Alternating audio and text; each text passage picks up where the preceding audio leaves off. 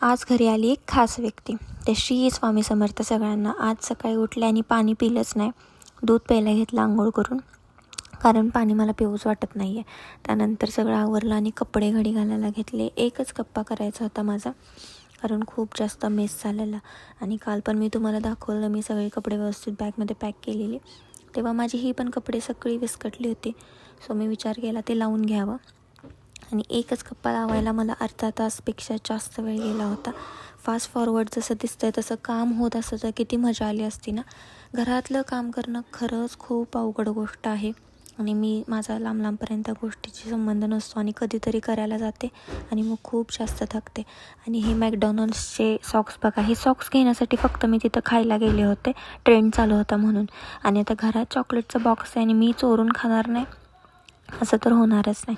मग 2-3 चॉकलेट खाल्ले आणि फायनली माझी महत्त्वाची व्यक्ती म्हणजे माझी फ्रेंड आली.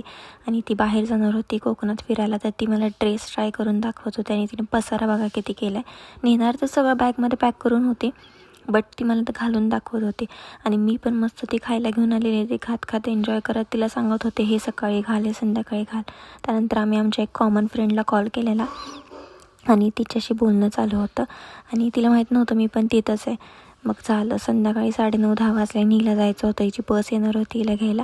मग गेले तिला खाली सोडायला आणि तिला म्हणलं एकदा फ्रेममध्ये तिकडून नाही रिटर्न आलीस तर. आणि असा होता माझा आजचा दिवस.